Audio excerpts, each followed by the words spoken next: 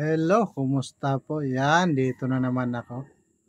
Ngayon, ang gagawin natin ay example ng key of G. Yan, wala pa tayong key of G. Wala tayong key of G minor ha, kasi ang G minor. Yan. Ano yan? Pag ginawa mo yan, E minor na yan. Ano? Yan. Kaya wala tayo. Gawin mo ng E minor. Huwag ng G minor. Yan. Ngayon, ang gagawin natin ay key of G. Major chords. Yan. Alam niyo itong major chords. Ito talaga ang gusto ng mga kabataan. Yung mga major key. Ano? Dito sa Pilipinas, bihira talaga ang tumutugtog ng minor key. No? Kadalasan, puro major key. No? Hindi ko alam kung bakit pero ang nakikita ko kasi masyadong madamdamin itong pag minor key. Masyadong tumatagos talaga sa puso yung mga tunog na ito. Kaya yung mga kabataan ngayon gusto niya mga masayang tugtog. Ito yung mga major key. So pakinggan nyo, tutugtog ko key of G.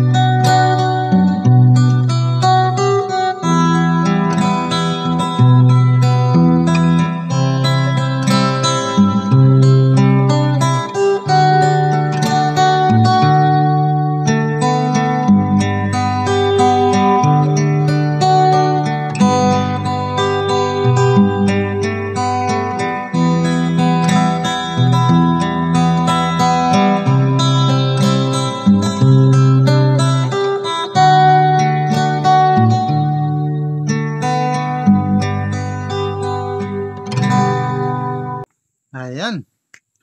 Napakadali lang gumawa ng chords progression,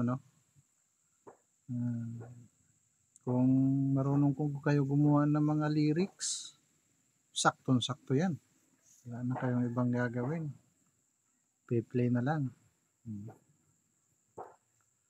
Okay, maraming salamat sa inyo. Sana nakatulong. Subscribe kayo para update kayo sa mga na-upload kong video. Maraming salamat.